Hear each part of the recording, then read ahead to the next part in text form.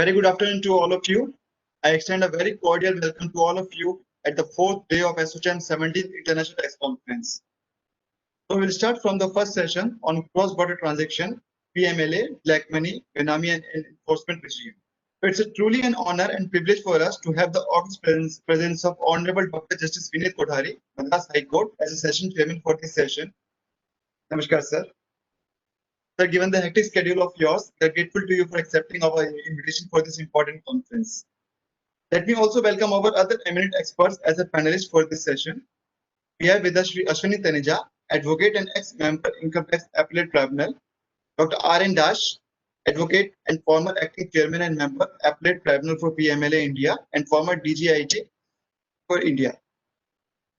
We also have with us Shri Vineet Agrawal, co-chairman National Council on Direct Taxes ASSOCHAM and executive vice president and head of taxation GSW Group. We also have Shri Anshul Jain, partner in PwC, who will be moderating this session.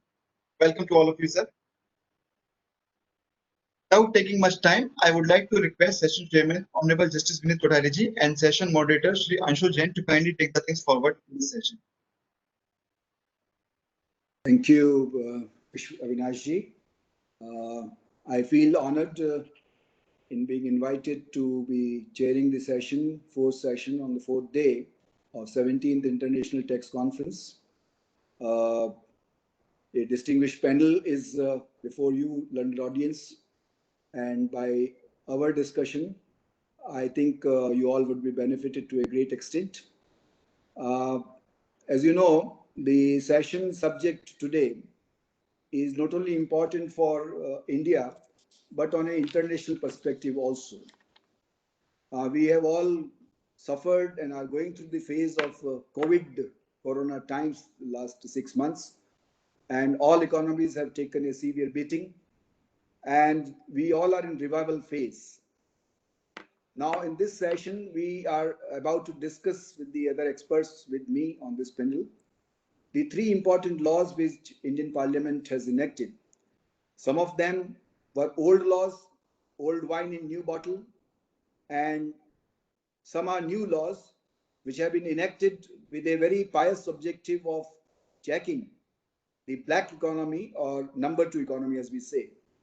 Because as we all know, the benefits of the white economy should go to the people who deserve it, and the divide between the rich and poor can be reduced if we all shun away the black money and unproductive investments in the form of black money in unproductive assets.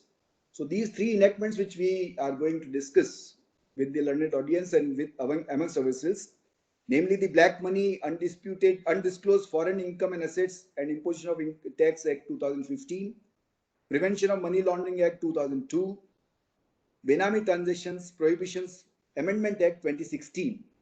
So you can see these are 5 to 6 years old law, two of them, and 2002 Money Laundering Act is about 18 years old and adult now. But these enactments, friends, just to give you some few introductory words in the session, rest will be taken over by the experts. In my humble opinion, I'm a judge for the last 15 years now. In 3 high courts I've served, Rajasthan, Karnataka, and Madras. I'm now presently serving as J1. These acts, enactments, the implementation of these enactments is yet to take the full drive forward. And unless the constitutional courts in our country interpret the relevant provisions of these enactments, I think the true interpretation is yet to come. So as of now, it is all in the hands of the executive and bureaucracy of Enforcement Directorate and Income Tax Department to implement these enactments.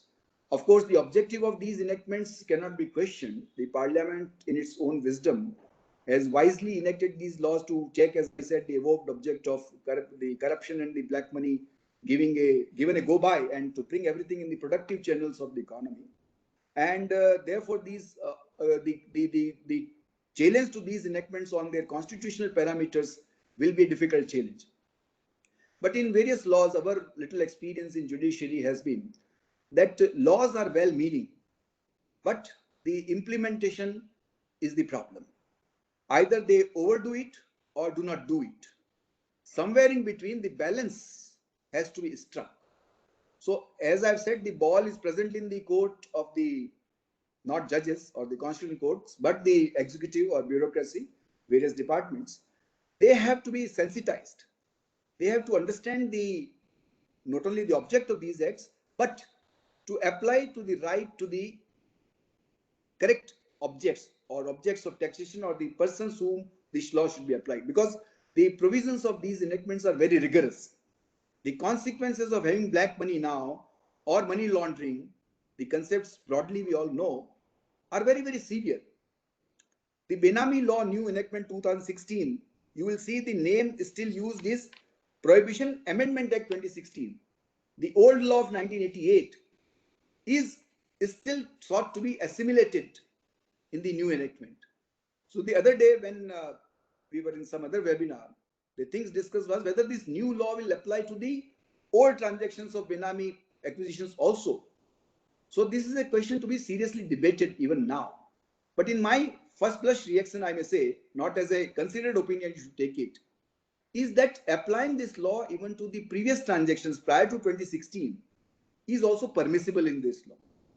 Because after all, they will be investigating the holding of the property in the Benami names or ghosts, as one would say, is to reach the real owner and prevent him from claiming back that property so that the property can be confiscated and vested in the state. So the user of your corruption money or black money into acquisition of the property in the names of ghosts or other persons is lost. To provide for an effective check and disincentive for your number two money to go into the investments of this nature in the other names or third parties names or persons who do not really exist is to prevent, is to discourage this kind of investment. So the objective is obviously very good. Now the problem is, suppose this enactment is applied to a honest or bona fide purchaser who purchases the property for honest money, good money. Will his property be taken away by this new law? Will it be confiscated? Because he is in the chain of the acquisition of the property which was originally in a Benami name. That Benami name or ghost registers the conveyance deed in favor of a honest purchaser. What will be the fate of that transaction? So these are the questions which are yet to be tested in the courts of law. So there will be important questions for all of you to discuss also, because you as consultants, tax consultants and business people will have to be concerned with this law. Now, for the time being, let us have a look at the situation as present. Now, we are all economists recovering from a almost dead down position in the COVID times. So, should the rigorous implementation of these laws be put in a moratorium or a temporary stay, or should be not enforced with same rigor as it was intended to be put? On a lighter vein, I was thinking that to test these laws on the right touchstone, first use them against the politicians and bureaucrats. Please excuse me from saying so. But then if this law is put to these people, whom we all know in our country are not above the board people by and large as a class. There are good people everywhere. There are bad people everywhere. Black sheep is everywhere. So if you test them, you will know the law. You will know how it is implemented. You will know how it is tested, how it is challenged, and how it is interpreted by the courts. Therefore, the first and foremost question is not only analyzing the provisions of the enactments, but the integrity of the implementation. I am deliberately using the words integrity of implementation. A haphazard, a nonsensical, a arbitrary implementation and application of these laws can cause much more damage. Now we have to maintain a fine balance between the inflow of international investments, cross-border investments, cross-border transactions. No economy within its own shell can survive in today's global times. Now with the COVID times, I think the psyche of the countries and economies is changing drastically. Instead of looking outwards and cross borders, countries have started looking inside. Self-sustenance. As our government now says, Atmanirbhar. It's good to become Atmanirbhar, but can you survive very long for Atmanirbharta? So that is a serious question. Unless you open your borders, unless you go out for business, heavy imports and exports take place on prioritized items, you can't earn well. The question of taking out the black money and putting in with the state and then bringing it back in the productive channels of the economy or the country is another aspect. So the other serious question to be considered by all of us is what to do in the present COVID times when we all are trying to survive and come out of the COVID period, and serious problem of employment, serious problem of running of the industry, serious problem of bringing up the business. We all know several industries and business houses have taken a very serious beating in these times. So to allow them, if you create an atmosphere of the harsh application of these laws, as you know, Supreme Court is presently seized of the NPS declarations also. So they've extended the moratorium period up to 30th September now. So not that the courts are not aware of or not conscious to the current problems of the economies through PIL jurisdictions and through various kinds of writ petitions, fundamental rights, etc. Courts try to apply their mind and come as a savior to the various business houses and various economic aspects of the country also. But before the courts pronounce upon the right cases in right manner, we are more concerned with the business environment today. How to apply these laws, how to educate, sensitize the bureaucracy, the officers of the departments concerned to apply these laws more sensibly are, I think, the broad parameters in which we all should discuss these important topics and then try to evolve some kinds of guidelines which at least not only helps our consultant and professional brothers, but also gives the inputs to the wisdom of the government who can issue appropriate guidelines on official basis, so that like GST, time to time the government came to sort out the problems of the industry and trade to make it easy and simple to be implemented. Likewise, these laws should be applied to check really the spread of the black money and the Benami transactions or the properties and all this unproductive gold, etc. But the question is, if you give a wrong injection of medicine to a patient, he will not improve, he'll die or become more sick. It's something like this. So for us, chartered accountants, tax lawyers and tax advocates and some of the bureaucrats, we should really understand which medicine to be administered when and where and how much dose. This is the theme I want to set, I want to introduce. And as a judge, as a chairman of the panel, I think I have done my job to introduce the background of the theme and let experts discuss the details, nitty-gritty of all this. I'm sure the experts which you have on the panel will throw much better light on the fineness of these laws and application thereof, and will again be available for all your questions and comments also. Thank you very much. Thank you, Judge Kothari. Yeah, thank you, Judge Kothari. This is Anshul Jain. Thank you for laying out such a broad overview and laying out the context in which this entire session needs to be organized. I would now hand over to my co-panelist, Mr. Ashwini Taneja. He will take us through the broad overview of these three laws that Judge Kothari has mentioned, and he will help us understand the broad nuances and the basic parameters to be considered in these three laws. Over to you, Mr. Taneja. Thank you, Anshul.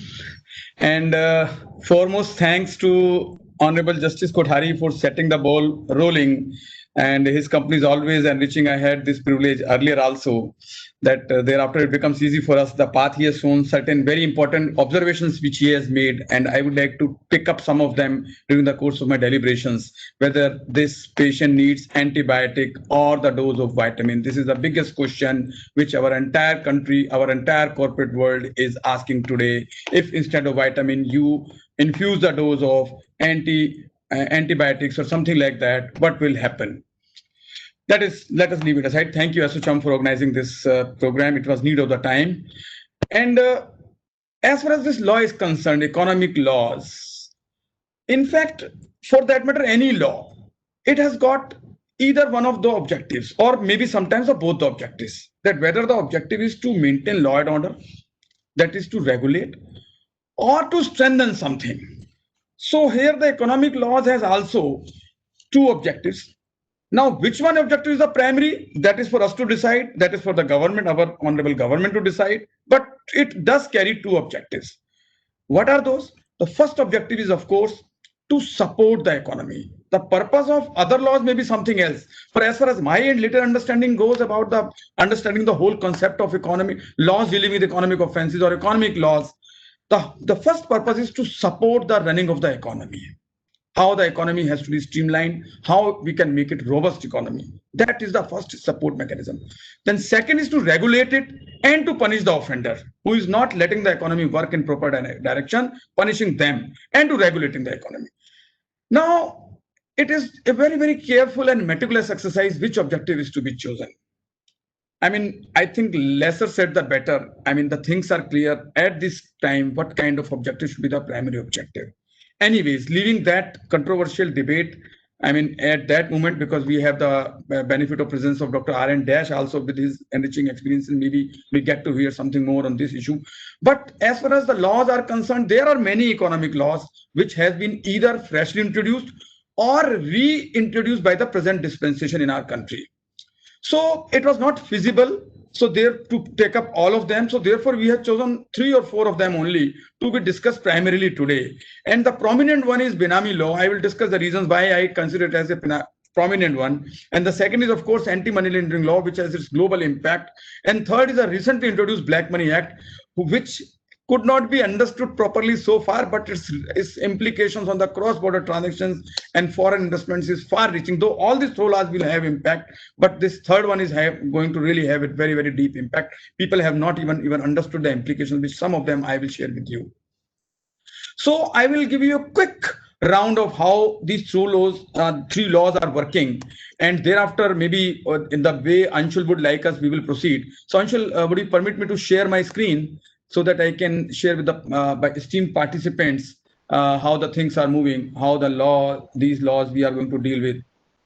So yes, thank you. Can you see on your screen the slides which I am sharing?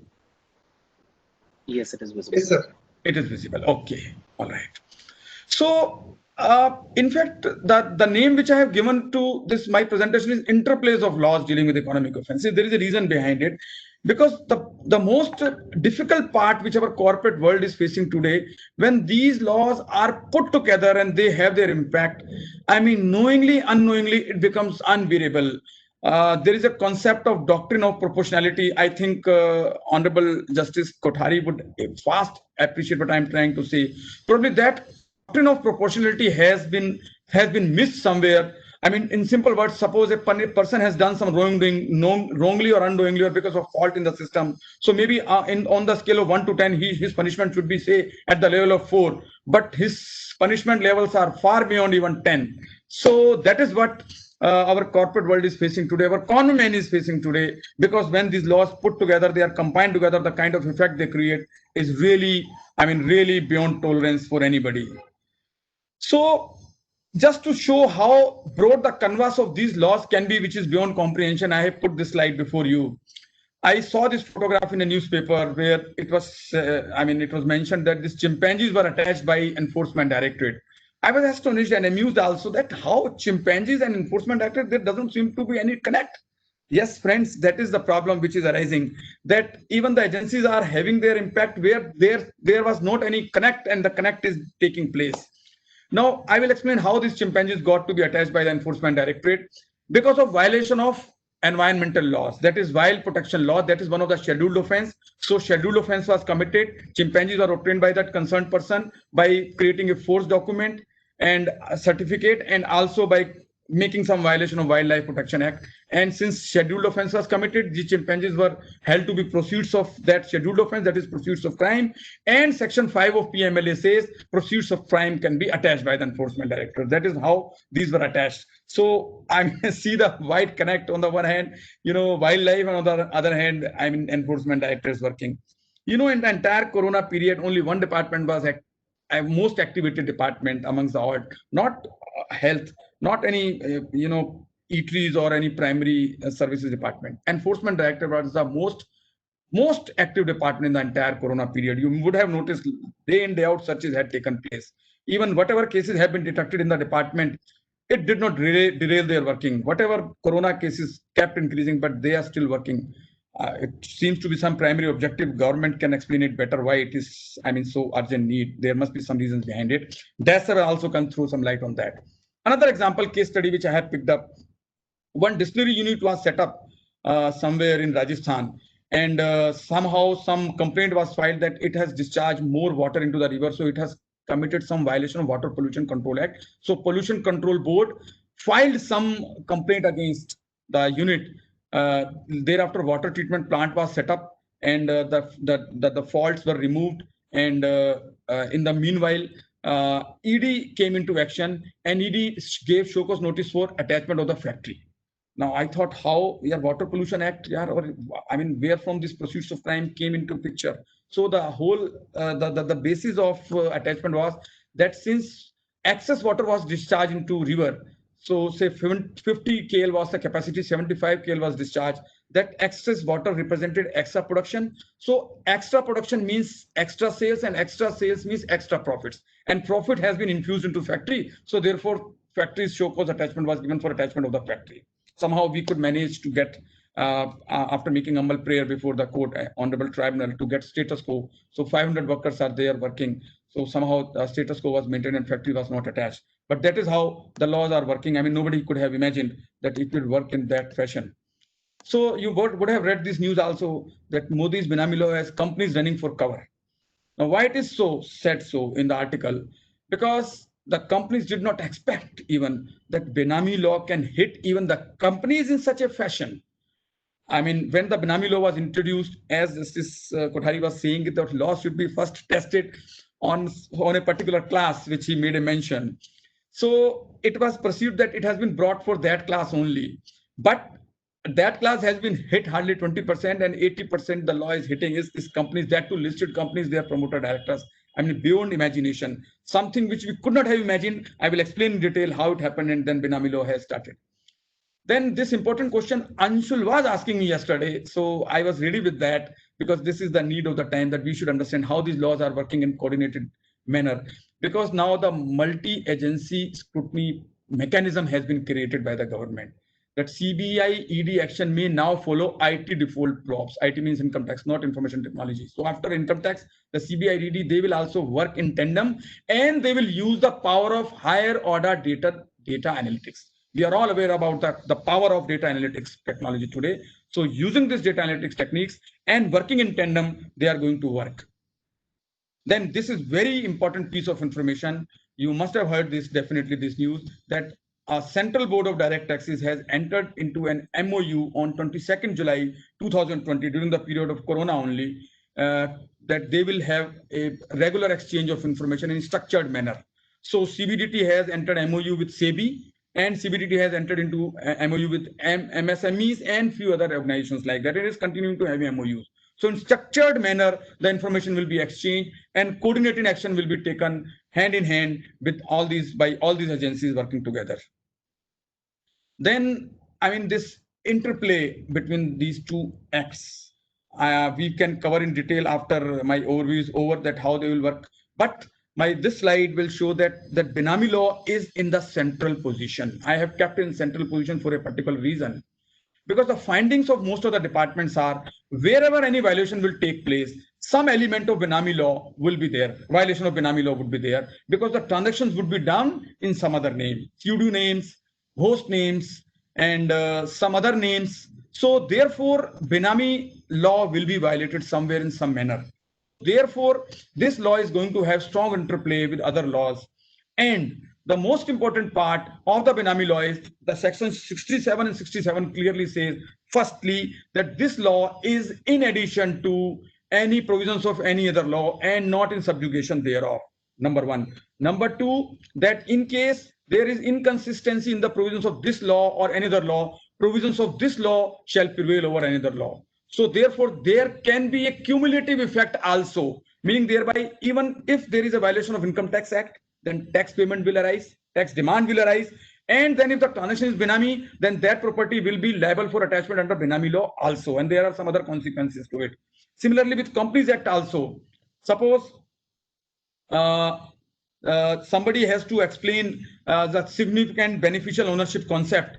So under the significant beneficial ownership concept, there is one registered shareholder, other is the real beneficial owner of the shareholding. That needs to be explained to the company, to the ROC, registrar of companies under BEN 1 and BEN 2 forms. So if this kind of explanation is given, and if the transaction fits into the definition of Benami, then on the one hand, one is making compliance of the Companies Act, but on the other hand, it is a ripe case for hitting under Benami law. So, I mean, this is a very, catch-22 situation which many people are going to face. Similarly, under PMLA and Benami and Black Money Act and Benami also, there is going to be strong interplay, because if money laundering has been done, the chances are that the transaction has been done Benami also, and vice versa also.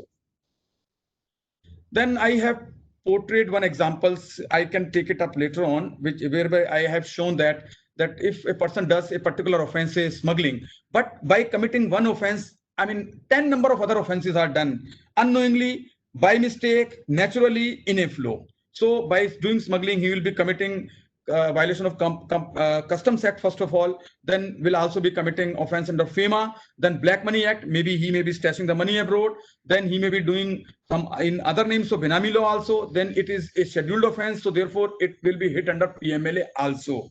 So, and if it is done by a company under corporate fraud, he may be held liable under the Companies Act also, 447 and 212(8) of Companies Act also. So, by doing one offense, many violations may take place. Now, what is the basic fundamental of Benami? How a transaction is treated as Benami? So, I will explain in 1 or 2 lines very quickly for the quick grasping of the things. Whenever there is a concept of duality, whenever duality pitches in, Benami pitches in. Now, what do you mean by duality? I will try to take, simile with our great epic, Gita, Srimad Bhagavad Gita. There, Shri Krishna has said that in our Indian epic, that we are one with the supreme power. So the problem arises when we become dual. Dual means we separate ourselves from the supreme power. So similarly, here also government says to teach us that you should live real life, not Benami life. It says if the legal ownership is divided into 2 parts, meaning thereby one is ostensible owner or the registered owner, and the other is the real owner enjoying the real benefits, the powers of real owner, then Benami law pitches in. Violation of Benami law takes place. So suppose consideration is paid by a person and the asset is held for his benefit by another person in the name of another person, then another person is Benamidar, and the person paying the consideration for whose benefit the property is held is the beneficial owner. So that is how instead of 2 persons, there will be total 3 persons, one seller, other beneficial owner, and another third person Benamidar. Otherwise, there would have been total 2 persons only, seller and buyer. When 3 persons come into picture, it becomes Benami. So there may be many factors leading to Benami, like to do fraud on creditors, like to do tax evasion. But the most important reason which has been noticed by the agencies is to make violation of certain civil laws, other laws. So, for example, to overcome the violation of SEBI law, to overcome the violation of, say, Ultra Urban Land Ceiling Act, to some provisions of Companies Act, or say, for example, Shah Rukh Khan's property was attached because the property was acquired in Alibag, where the property could have been acquired by the natives of that place only. So property was acquired in the company. So that is how the case of Benami was filed against that company owning that property. Then, there are many categories under which a property can be Benami. Even if the property is held in fictitious name, it will be Benami. If the person is not aware of the knowledge of the ownership, is not aware about that he is the owner or where from the consideration has come, then also it can be Benami. Then when the payer of the consideration is not traceable or is fictitious, then also it can be Benami. Then interplay. Now, with regard to interplay of Benami with Income Tax Act, I will be touching upon some issues which has direct bearing on the cross-border transactions also. So firstly, I will touch upon how the interplay between the Indian Income Tax Act and Benami law will take place. So far, in case a person was not able to explain the nature and sources of amount of loan or share capital received by it, the only implication was the tax demand could have been raised. But now that kind of transaction could be treated as Benami also, and the underlying assets can be attached also. The other important implication which is going to take place is now that suppose the GAR is invoked, or by after invoking, say, general anti-avoidance rule, or by invoking PPT test, principal purpose test, say treaty benefit is denied, then also the provisions of Benami law can be attracted. That will be more clear with the help of this slide if you see. So I will try to explain how an action is attempted by an officer in this particular case. There is one judgment in the name of AB Mauritius. And if you read that judgment, the facts were that there was one US company which, instead of making investment directly into the Indian company, routed its investment through the Mauritius company. And more.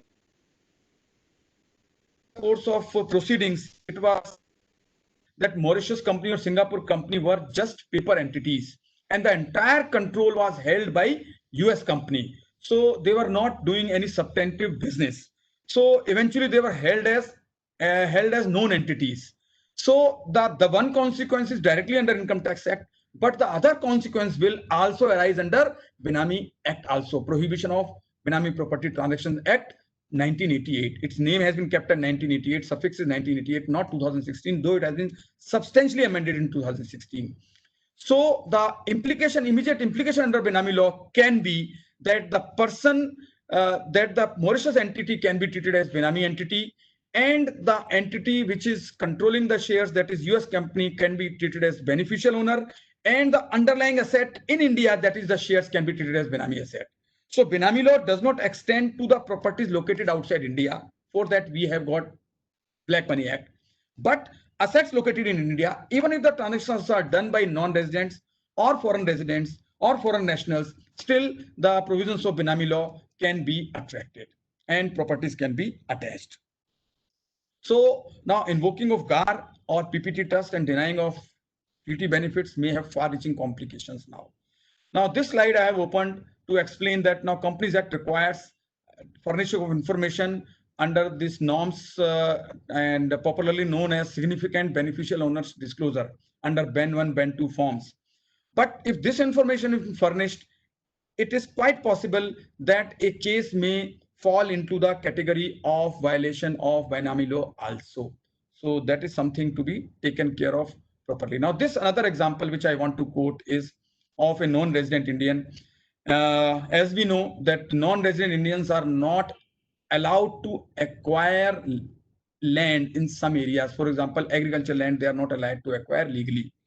So in case a non-resident acquires land in the name of his friend or in family or is in family member who does not come into the exempted category, then the friend holding the land on behalf of a non-resident, if the full payment has been made by non-resident and the property is held in such a manner that he exercises the control of the owner, then the Indian person holding the asset in India may be treated as Benamidar, non-resident as beneficial owner, and the land can be attached. And in some cases, it has already been attached. So prosecution will take place of this person. Then the other consequences, property is liable to attachment and subsequently under confiscation of the property with the central government. Then prosecution of the persons, that is Benamidar and beneficial owner, and also person who has abetted. And then third is also there could be a possibility of imposition of fine and imprisonment of up to 7 years. So money laundering, offense of money laundering. What is money laundering? Basically, we sometimes confuse it with conversion of black into white. So normally black into white is only tax evasion. When we talk about money laundering, it is a global concept. When a scheduled offense is done, a crime is done, and money is earned from earning that crime, and that money so converted is mixed up with good money, or it is portrayed as good money, legit money, then the offense of money laundering can be said to have taken place. So not from black to white, maybe from red to white, then it is money laundering. And there are 3 stages I have already explained. That firstly, there will be commission of crime, then generation of proceeds of crime, and then by commission of money, by laundering, by placement, layering, and integration. Then this we can skip for the time being. And then what makes it more harsh, this concept of money laundering worldwide, it is a global phenomena, is that there is a reverse burden of proof on kind of concept. That normally the principle which is followed is that a person is innocent unless proved guilty, and burden to prove guilty is the person who is alleging him to be guilty. But here there is a partial reverse burden kind of proof concept, that it will be presumed that a person is charged or alleged to have done the offense of money laundering, that then the burden will be upon him to prove that he has not done the offense of money laundering. That is what it makes it very harsh. So this slide, which I have opened before, is the most prevalent example in our country particularly, and this may be there in other countries also. Wherever the bank defaults takes place, default in repayment of the bank loans, then what happens? The FIRs are filed by the bankers that the loan was obtained fraudulently or some siphoning of a fund was done. Then the entire amount of loan is treated as proceeds of crime. So not only that, borrower comes into problem. Wherever the borrower has used that money, all the entire channel comes into problem. So that is why I say that really these economic offense laws have far-reaching implications than one could have imagined. So even if the banker has that the borrower has dealt with a company, say foreign company, any non-resident company, whosoever has used that pursuits of crime, all they are liable for action under this law. So very briefly, I will explain Black Money Act also within 2 minutes. In nutshell, this law says that there shall be charged on every assessee with effect from first day of April 2016 a tax in respect of his total undisclosed foreign income and asset of the previous year at the rate of 30% of such undisclosed income and asset. Meaning thereby, even at any time during the previous years, say maybe in 50 years, irrespective of length of time, if there are some assets which are undisclosed foreign assets, or there is an income which is earned by a person subsequent to this period, which is undisclosed foreign income on which tax has not been paid in India, then such income is liable to tax, and such assets, value of such assets is liable to tax at the rate of 30% and penalty at the rate of 90%, aggregating to 120%, in addition to prosecution, imprisonment, etc. So thank you very much with regard to this. I know I have exceeded a little bit of time, but these laws are such that I could not have squeezed more than that. Thank you very much. And now we can take up the issues further. Thank you, Mr. Dhameja. Really appreciate the detailed overview that you have given. I'll request a couple of more minutes for you. So to start with, let me pose you the most difficult question that we have. On a very generic level, I think while on independent level, all these laws need to be kept in mind while you're doing a cross-border transaction. And there is always an interplay of these three laws. How do you see the interplay impacting a cross-border transaction? And do you see that these three laws can simultaneously impact a transaction which practitioners or companies should keep in mind while they're doing a cross-border or inbound or an outbound transaction? In fact, very good question has been raised by you, Anshulji. I don't know whether how many people of us are aware that nowadays many financial institutions have starting getting earlier they used to do only due diligence. Now they have started getting the AML audit done, anti-money laundering law audit, with respect to any borrowers as well as investor. So even if an investor approaches a financial institution, they will get its AML audit done. First of all, you tell us that your funds are not slush funds or any illegit money which you are infusing to us. Similarly, if any borrower, with regard to borrower, how they are using the money, what money they are already having, whether it is he is mixing the good money with bad money, etc., whether he is committing any scheduled offense or not. There is a long list of scheduled offenses. As I said, scheduled offenses list is so long. Any possible violation is covered therein.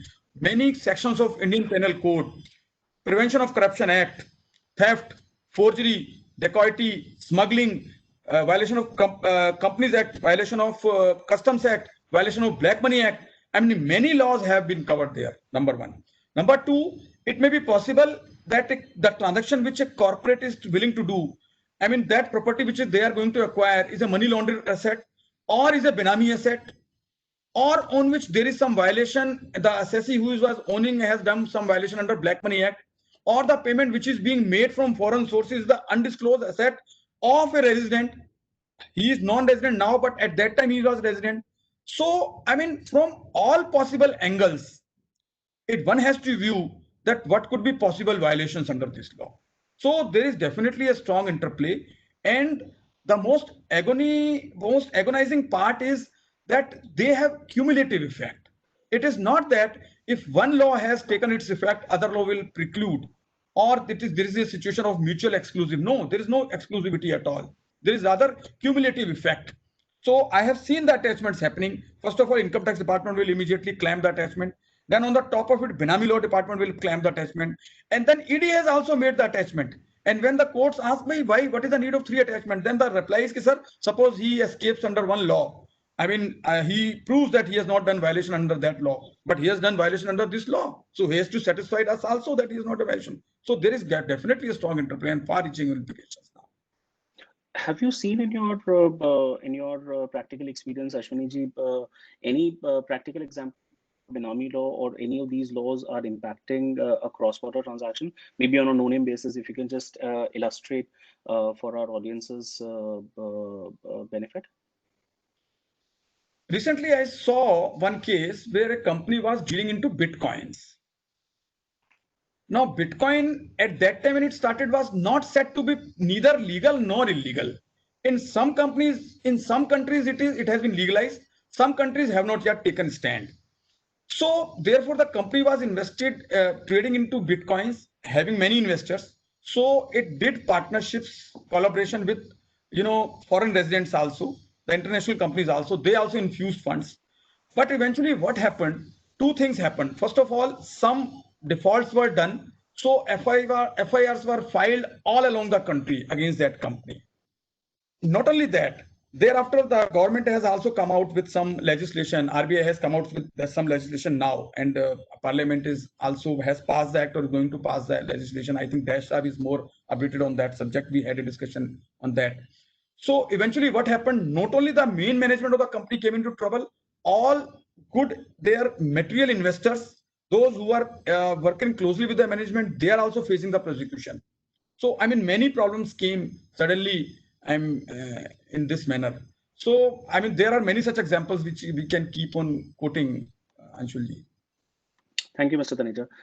Dr. Tash, I mean, considering the examples and the overview that Mr. Taneja has given and the practical example he has provided, do you think these issues have cropped up because the law is followed too strictly, or I mean, when we say law is followed strictly in the letter, or somewhere while implementing or interpreting the laws, the spirit is missed? I mean, what is your reaction, Dr. Tash, on this? Thank you very much.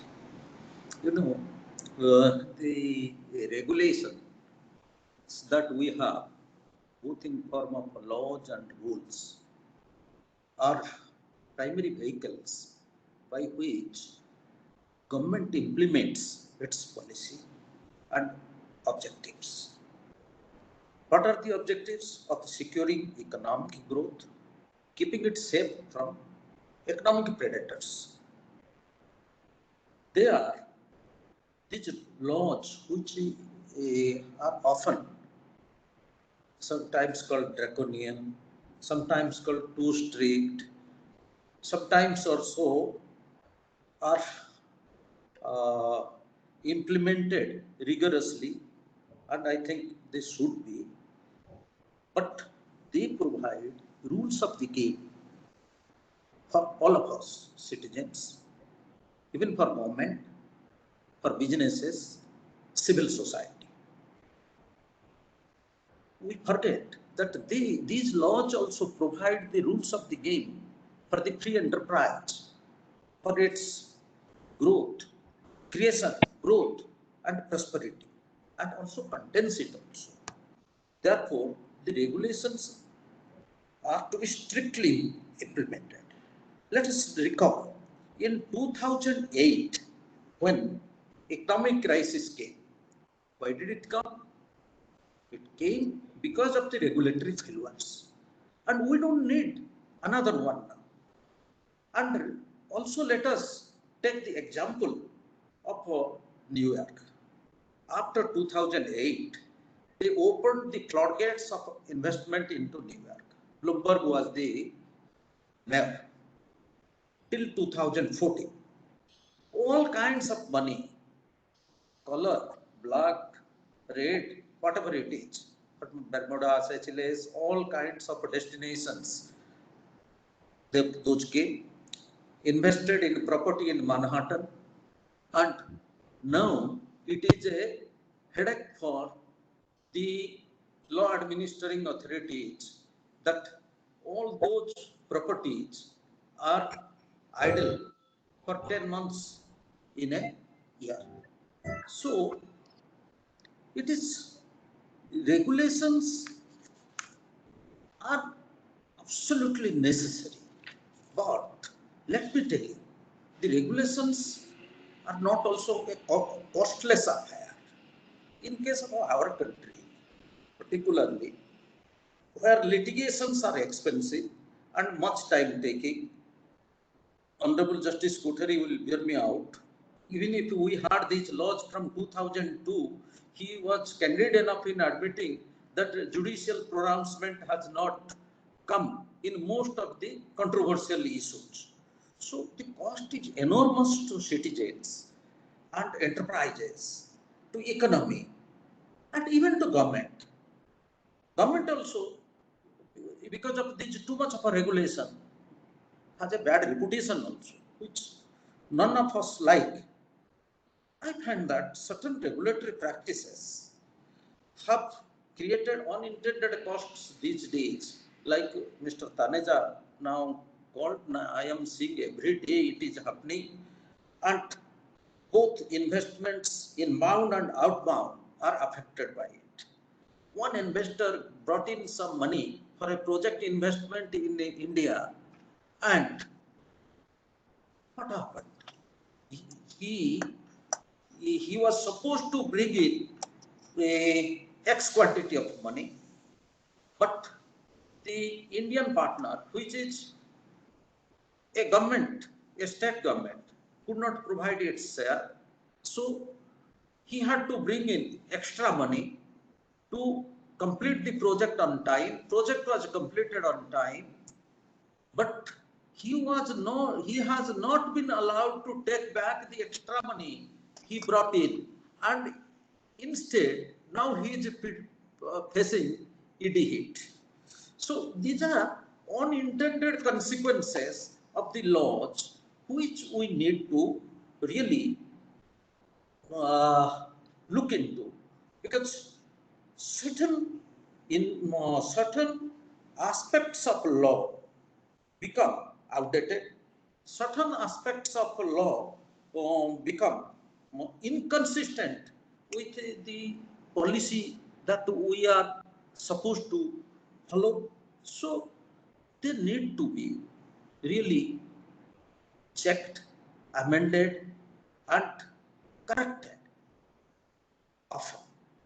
And more often, the implementational issues create greater hassles than the laws by themselves.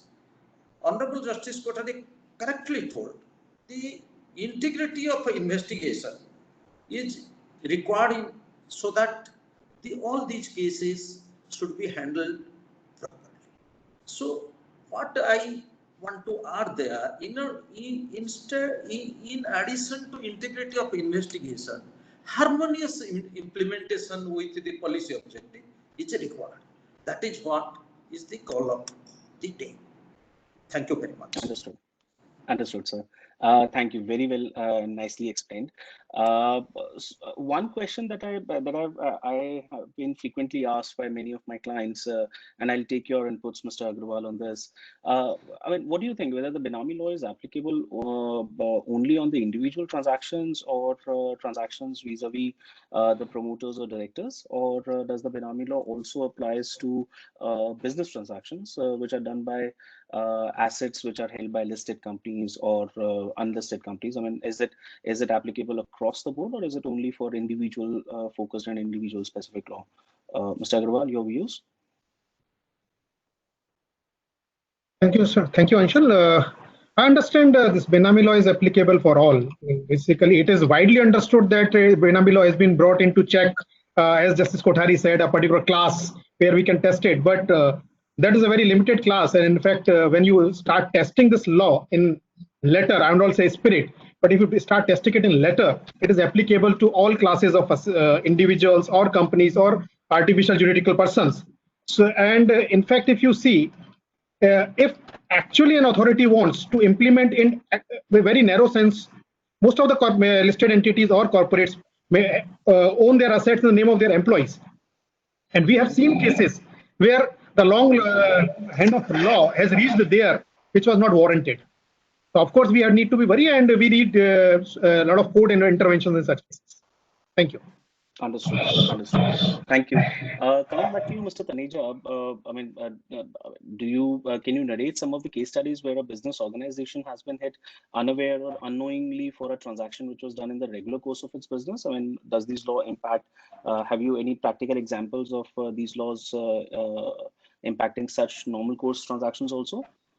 Yes, Anshul. In fact, what has happened in last couple of years, what I have witnessed is whosoever businessman has come to me for consultations. I mean, by meeting them, I have found that they did not even imagine. It is not that they have knowingly done a mistake. They did not imagine, okay, in this manner, this kind of violation has been done. So to give, for example, I will begin with Benami and how Benami law has really affected them so badly. So, for example, whenever a large size business organization builder in the construction industry to build up, say, big colonies or residential complexes and commercial complexes, would need a huge land bank. And to collect the land, it will, deploy some companies, depute some companies so that the land could be purchased from the market at nominal rates, etc. and in a proper manner, unhindered manner. Now, such kind of land aggregating companies have been held to be Benami because on the ground that these companies are holding land not as the owner in their own capacity, but they are owning the land on behalf of the major infrastructure company. So their entire land have been attached. In one case belonging to Bombay, 2,000 acres have been attached, and they have been treated as Benamidar and the infrastructure company as beneficial owner. Now, similarly, in the case of, as Viniji was indicating, in the case of some listed companies also, now shares are held sometimes in a group, in the consortium of group. Sometimes the registered shareholders are some other persons and the real beneficial owners are some other persons. I mean, for whatever reason it has been done, but that has also been treated as Benami. Then loan transactions, the most hitting part has been wherever loan transactions have been treated as ingenuine. So on the one hand, taxes have been paid. On the other hand, these have been treated as Benami also, these transactions. So it has really hit very badly. And coming back to Black Money Act. Now under Black Money Act, we perceive that if there is some undisclosed foreign asset or undisclosed foreign income, only that will be covered. But there are certain things, if we read between the line. So for example, since there are proper disclosure norms which are required. So recently I got a call from one of my colleague chartered accountant. He was saying that after survey done on the company, that the company did not make proper disclosures in its income tax return with regard to the interest which it has with regard to the subsidiary companies overseas. So holding company has to properly disclose financial interest in the income tax return. Since it was not disclosed, it is a case of non-disclosure, and non-disclosure it is itself an offense under section 41, 42, 43, etc. of Black Money Act. And then other consequences are also there of payment of taxes, etc. So penalties, taxes, all are there. Similarly, under PMLA also, which I mentioned, for example, even environmental lapses. I mean, nobody could have, imagined that environmental lapses done knowingly, unknowingly, negligence, whatever reasons will lead to this extent that it can invite even attachment of factories. Then any kind of corporate fraud. I mean, maybe bank loan taken, some irregularities were noticed once it becomes defaulter, or some other kind of fraud, or any attraction of Prevention of Corruption Act. For example, we have parallel laws of FATCA and all that. Here it is if any violation of Prevention of Corruption Act or any violation done by the company which it covered under IPC, under any section of IPC or under any other law, which is a scheduled offense, is really hitting very hard. Or non-residents doing some transactions which they were not aware, they were very permitted, they have done transaction to comply the law in a way that since only residents should have. When I asked that non-resident person that why did you do this, he said only residents can buy the land, so therefore I requested my friend to buy land. So that is why he purchased Understood. land. Yeah. Yes, sir. Understood. Understood. Thank you, Mr. Taneja. Yes, sir. Justice Kothari, I wanted to bring this question back to you since it requires some sort of an interpretational aspect, sir. I think there is a well-established concept of a bona fide buyer. Under Benami laws, how is this concept dealt with, sir? And do you think a bona fide buyer also get a protection or his properties is liable for attachment or confiscation, and he's also liable for fine and prosecution under these laws? Thank you for the question, Anshul. Basically, being a bona fide buyer is a question of fact. So it will have to be established with cogent and proper evidence that you are a bona fide buyer unaware of the Benamidar transferring the property to you. I can draw your attention in answer to this question to section 41 of the Transfer Properties Act, the general law, which says, I'll just read the relevant part of it, transfer by ostensible owner. It says that where the ostensible owner transfers the property to a person for consideration, the transfer shall not be voidable on the ground that the transferor was not authorized to make it, provided that the transferee, the bona fide purchaser, after taking reasonable care to ascertain that the transferor has power to make the transfer, has acted in good faith. So this is the basic requirement of a purchase being a bona fide purchase. You will have to establish as a fact that you have taken good care to ascertain the background of the transferor. If you are aware that he is a Benamidar and is not a apparent or ostensible transferor only, section 41 will not save you. Now this 41 has become subject to section 27 of the new 2016 Benami Prohibition Act, which subsection 2 again I'll wish to draw your kind attention to. That section 27(1) provides for confiscation of the Benamidar properties, Benami properties. Then subsection 2 carves out an exception for the honest purchasers or bona fide purchasers. It is like this. Nothing in this subsection 1 shall apply to a property held or acquired by a person from the Benamidar for adequate consideration prior to issue of the notice under subsection 1 of section 24 without his having knowledge of the Benami transaction. So two conditions. You should prove your bona fides. You should prove that you had no knowledge of this being a Benamidar property. Plus, the transaction should have taken place before the notice under section 24 of the new enactment has been issued with respect to that property. If you fulfill these parameters and establish this as a fact, possibly the Benami, the honest, the bona fide purchaser may have an excuse even under the new amended law. But as I said, honesty is never sought to be punished by courts. No law can even punish the honest people. Otherwise, it will be struck down on the anvil of the constitutional parameters. But honesty has its own price. You have to pay that price by proving these facts as a question of fact. If you have done that, there is still a saving grace in the new amended law, because the law is intended to hit bad people, bad money. So honest bona fide purchasers can have their savings provided they fulfill these twin conditions. Not knowing that he is Benamidar before 24(1) notice, and then for adequate consideration. If you do that, possibly you are saved. That is the answer. Thank you. Understood. Understood. But then, on one hand, this is the concept of buyer, but then there is another concept of fruits of a poisonous tree or proceeds of crime. Yes. Now, in there sorry, not, because the concept of PML is slightly different from Benami Law Section 27. That is the proceeds of crime. If the money has originated from crime, including fraud, then you are not safe.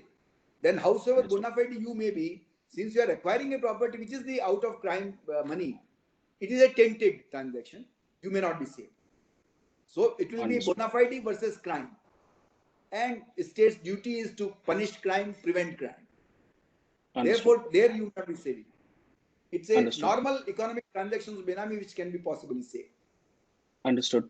Mr. Taneja, coming back to you, do you have any practical illustrations of how these two arguments are interplayed and how the regulators or at the time of implementing these or analyzing these transactions, how do they analyze fruits of poisonous tree or proceeds of crime? And should a bona fide buyer actually be concerned with that before entering into a cross-border transaction, as Justice Kothari rightly mentioned, Mr. Taneja? Actually, Anshul, I am really thankful you are raising this issue. And I mean, fortunately, we have the benefit of presence of the Honorable Justice Kothari, who can be in a better position than him to understand the plight of the people of this country. I will explain some of them, and maybe our voice reaches through courts also to the government, or at least the honorable courts are able to save wherever we are. Many people are stuck, I mean, unknowingly and beyond proportions.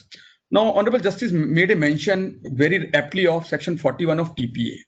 But, my lord, the problem which we are facing is these other laws, specific legislations, every enactment make a mention that this law is supreme. So it will have supersession effect on the other laws. So therefore, they even tend to override 41 also, because they create their own realm of legislation. So, for example, as you rightly pointed out, Section 27 of PBPT Act is there. Since 27 is there, specific legislation is there, it overrides 41. So we have to forget 41 for the time being. I mean, pardon me if I am not able to speak the correct principles of jurisprudence, but that is how the authorities are doing. Just one intervention, Ashwini ji. Sir. The non-obstante clause which you are mentioning, that it overrides. The non-obstante overriding is only always, in my humble understanding, to the extent of repugnancy. Yes, my lord. The law or the previous law is repugnant to the specific later law. The later law will prevail if it contains a non-obstante clause.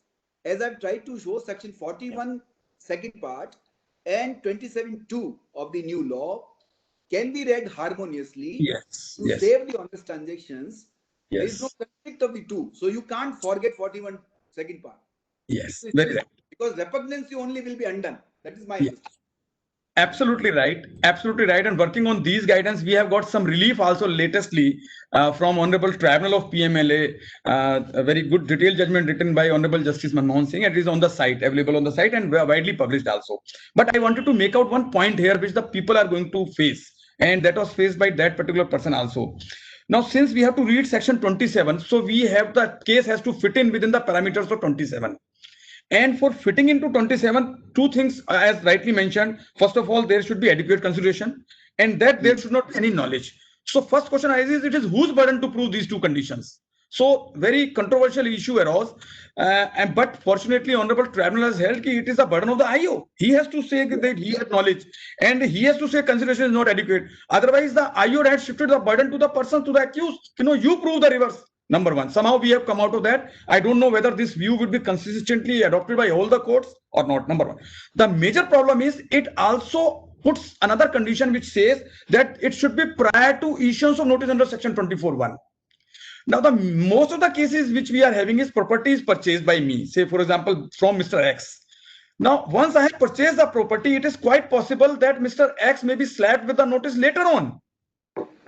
Or it is also possible that the notice has already been issued upon Mr. X, which I was not aware of, and he has sold the property to me without my knowledge. In that case, it clearly says that such kind of transactions are void. So this is the most risky proposition for anybody before doing any transaction, whether it is resident or non-resident. Before making a transaction, he has to be doubly sure that on this property, no notice under Section 24 has been issued. And there is no mechanism to know. There is no formal mechanism to know about it. It may not be even pasted in the registrar, sub-registrar's file. So for that, there is a lacuna. This kind of situation has been left omitted to be taken care of, and people are suffering because of that. That is where the question of integrity of implementation will arise. If there is a long gap between the two, 24 notice and 27(2) proceedings, then the SSC or the person concerned can definitely question what you were doing all this time. Suddenly, after so many years, you come down on my head and say, no, 24 was issued 5 years back. If you are not aware, we can't help you. That is why if the burden is rightly cast upon the investigating officer, he has to establish that why all this time was taken. There, the chance of success is still there. But you are right. This gap is This painful. gap, yes. Gap is painful, and it has to be filled up by some legislative thing or by court. Yes, yes, sir. I'm Secondly, really glad. Sorry, Mr. Daneka. no, you can cover. I want to speak 2-3 lines only on this topic. Yeah, Then you please, can please. Secondly, with regard to pursuits of crime, sir, the major problem we all are facing is that for a person it could be pursuits of crime. Say, for example, one company corporate has taken loan from a banker, and that loan has been found to be or alleged to be obtained not through proper regular channels, through maybe furnishing some irregular documents, certificates, etc., and it is held to be regular loan and accordingly held to be pursuits of crime under the law. But if that corporate has dealt with some other person, say from that corporate property has been purchased by another corporate, which could be a foreign company also. So how that property can be treated as pursuits of crime in that company? There is in the hands of that person, other person, because there is no specific provision on the lines of section 27 under PMLA. So in absence of any clear parameters, people like the cases, the published cases, which I can quote the names also, Kiran Majumdar case, which is decided by the tribunal, and probably Karnataka High Court has, I don't know, decided or not. Honorable Karnataka High Court I am not aware about that. But in Kiran Majumdar's case, what had happened? She simply purchased a flat from a company belonging to Vijay Mallya Group, Kingfisher Group. So she paid full payment through installments, proper channel, whatever amount it was, 10 crore, 20 crore, and she had full proof. Still thereafter, she had to do Shasan. She had to do ups and downs to get the relief from the tribunal. She had to suffer a lot. And then finally, the tribunal gave a relief, that too after detailed arguments, after passing detailed order. No, she is a bona fide buyer. She has obtained the property for a valued consideration. And n number of arguments were made by the ED. So, I mean, this thing needs some clarity in the law, and maybe some reading down by the honorable courts or proper explanation from the court. Income tax law has fortunately evolved to a great extent, but PMLA law has not evolved since 2002. I don't know what are the reasons. The reasons may be many. We can explain and discuss at length of time, but that has not evolved from the courts. So therefore, people are suffering. That is what I wanted to say here in this case. Understood. So I'm glad that we're talking about the integrity of implementation, and we're talking about concepts of adequate consideration and no prior knowledge. I think the important factor is, and that is where I want to bring Mr. Agarwal in, when we talk about these concepts and we talk about a bona fide buyer or fruits of poisonous tree and proceeds of crime, a classic example that comes to my mind is a statutory protection, which is already provided under Section 32A of IBC. Where a bona fide buyer can acquire the property and is not charged, neither the buyer nor the assets of the corporate debtor are charged for any issues of the erstwhile promoters or any issues of money laundering or any such criminal laws pre-CIRP commencement date. Now, do you think Section 32A of IBC gives priority to a resolution applicant under IBC, or do you think the enforcement agencies would still be able to take control over them? I mean, what is your view, Mr. Agarwal? Let me go to the fundamental of this entire issue. The fact remains that we are a litigation society. Okay, this morning only I was reading in newspaper that Honorable Supreme Court again came heavy on the government authorities, that what kind of litigations mean. There is no let go on litigations. I mean, the laws are made to make life simple.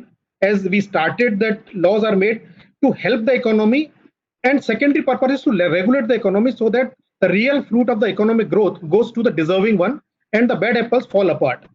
Now, what happens, when we say there's an interplay of laws, all laws work in their different domain, and interplay of laws comes to help each other, not to fight with each other. So let me start with the basic, because we have some our international audience also, before coming to this IBC issue. I mean, what we are doing actually under RBI guidelines, if a foreign investor wants to make investment in a company in India, there is a basic price at which he can come and invest in India, because that's how the valuations are done. Now, Income Tax Act says you cannot invest from lesser than a particular price, otherwise it will be treated as gift. Then there comes an issue of premium, that what kind of premium should be there. If the premium is more than a merchant banker determined premium, then again there is a taxability comes in. Fourth, if the premium is more than the market premium, because see, two parties negotiate with each other, Market knows each other. Nobody will invest more than what is deserving. No merchant banker can guide two independent parties, negotiation of two independent parties. But then if the premium is more than the, and especially in the case of cross-border transaction, then there's a round tripping issue comes in. So the authorities have to understand, they have to go through what a commercial transaction means. Whether, as Justice Kothari has rightly said, that intention has to be checked. Okay, now coming to this IBC, whether the IBC, the whole purpose of IBC is to let the industry flourish, let the employment continue, the bad apple, the bad promoters go out, a new person takes in, so that there's a continuity in the business.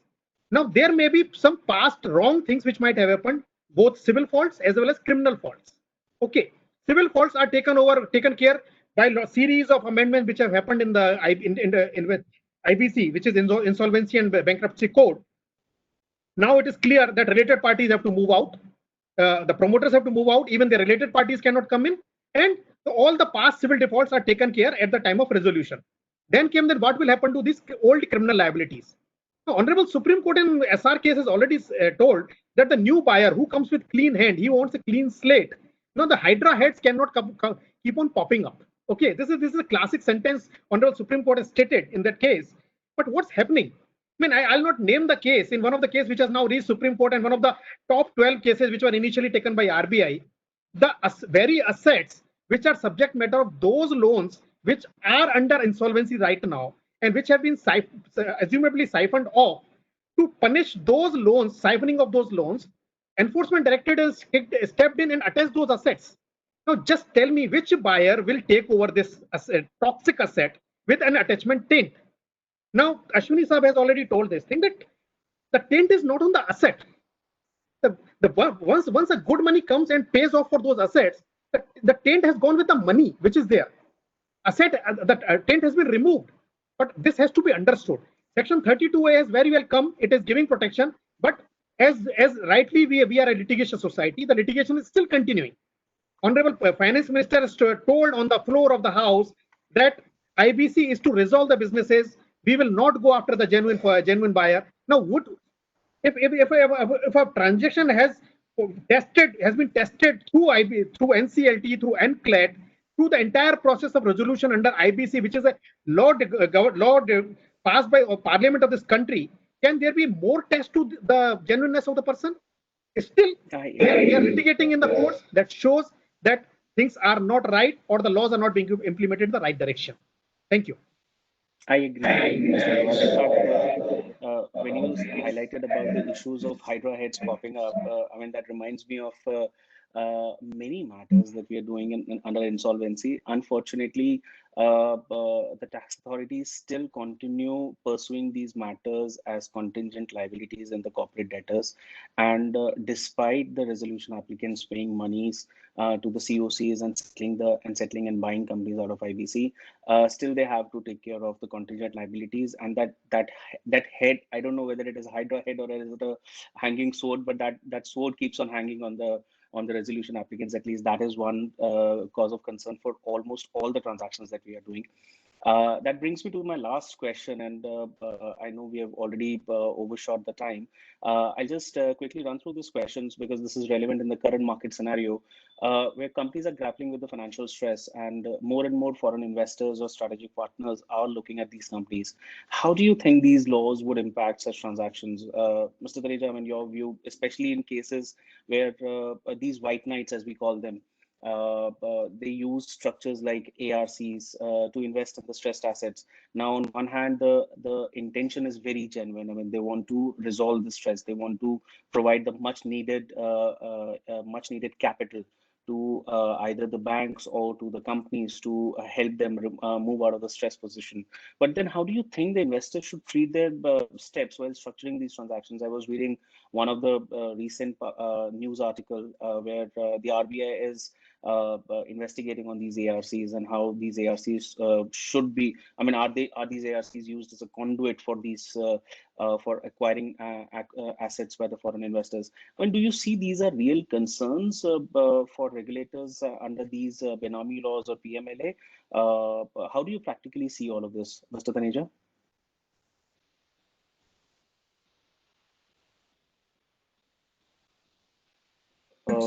Mute. Unmute yourself. Mr. Taneja, you are on mute. Oh, I'm sorry. Oh, Yeah. So I will divide the answer of this question into three parts. A very, very important question. It is a question of the day, in fact, and before the entire corporate world, this question we are in. Firstly, what should be done by the investor? Secondly, what should be done by the government and the regulator? And what should be the response of the court? As far as investor is concerned in the present scenario, I think investor has to be very, very cautious. Investor has to doubly check, is to evolve new technologies to find out that the whatever transaction they are going to enter into is not hit by any of these laws, knowingly or unknowingly, in whatever manner. Even if we want to take risk, it should be a calculated risk only. So therefore, all those new technologies have to be developed so that bottom of the truth could be reached. Due diligence, at least it should show to the government I have done the due diligence, actual substantive due diligence, number one. Number two, the government and the regulator put together, they have to now formulate the policies and accordingly reformulate the laws. Because of this lack of clarity, we will suffer. Some line has to be drawn at some place. Now, is this company, why company is purchasing asset from X company? X company may have done anything wrong. The wrongness is not involved in the asset. Wrongness is in the intention of the earlier company who has done or in his action. Asset is an asset. Cash is a cash. It does not have a color. Color is in the person who is having it or the intention of using it. So therefore, after a line is drawn, whatever punishment is to be done, it should be done to the wrongdoer, not to other persons. So some kind of clear parameters should be made in the law, so that because of lack of guidance, regulars do not overkill, and ultimately businesses are not destroyed. Third comes the role of the courts. Though Honorable Justice Kothari is there, but I would say one thing, I would not hesitate in saying this thing. Earlier, the courts used to have requisite infrastructure and intention to evolve the law, to create new laws as is needed by the society. I don't know what has done, unfortunately. Some kind of following has started. I mean, the race has started just to follow the other judgment or just to follow the government's policy. What is really needed, how the guidance should be given to the regulator and to the public and to the government, that effort is lacking. I don't know what is preventing, what is binding. Something is lacking because these courts are the real bone of the country. They are the real support mechanism. Because the government has narrow-minded, because when the law is made, they cannot encompass all life situations. So when the matter comes before the court is fully aware what is wrong, what is right, and in which direction one should go. I think that role the court should perform. I may be asking little more than what is possible, but without it, I'm sure we are not going into the direction that so many trillion economy which we are dreaming, it is not possible. I may just add, with the permission of Mr. Anshul Jain. This, Yes, Mr. Taneja has very rightly put the question that unless the information about all these wrongdoings is put in public domain, the concept of due diligence will not fructify. Investors should do due diligence is one thing to say, but they should know in public domain that these are the things tainted. So we should not go for that. But I don't think there is adequate data available in public domain as of now. Very right. To facilitate this kind of due diligence. And as far as courts are concerned, we have problems of delays. But you are very right, Mr. Taneja, that court knows the difference between right and wrong. But they should have the opportunity and wherewithal and necessary inputs before them to prove right from the wrong or shift the grain from the chaff. That is what it is all about. Thank you. Yes, sir.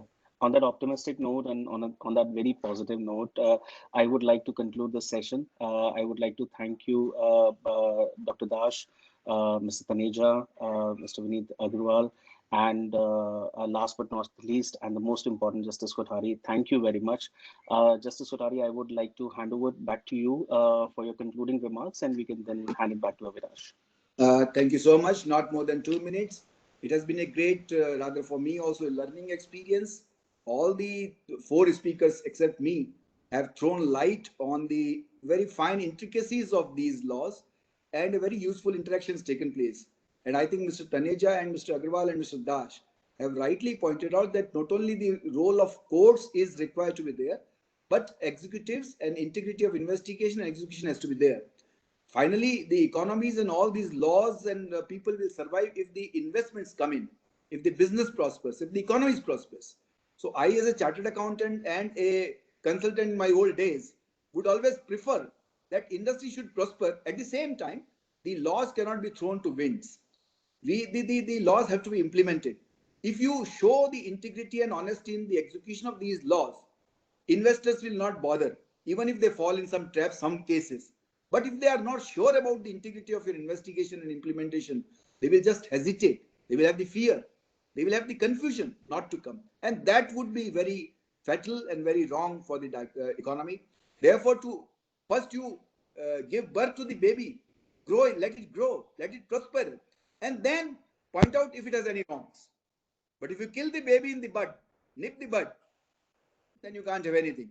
So the sum of all this is laws are good, implementation goodness is required, and a very transparent kind of implementation of that is required, so that the foreigners or the foreign investments which we require in abundance for development of economy has to be infused with that confidence, with our adequate public data and information in record, and our integrity of investigation shown to them demonstrably.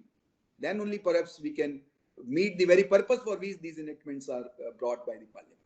So with these concluding remarks, I once again thank ASSOCHAM for giving me this opportunity to interact with learned people like you all. And I think a very elite audience was in listening to us. Some more questions may follow. I think this academics should go on. I wish that the persons whom we were talking about, the executive and bureaucrats and the persons of ED and IRS people, those were also very much part of all this learning experience. They should be there also. But their constant training on these laws by interaction of the all stakeholders like industry, investors, professionals, judges, whatever, should constantly take place. That is the right learning path which we should adopt. Thank you so much. Thank you very much, sir. Thanks a lot. So on behalf of ASSOCHAM, I would like to convey my sincere thanks to all the panelists. And now we will start the next session, which is fireside chat on is BAPS a panacea for double down taxation.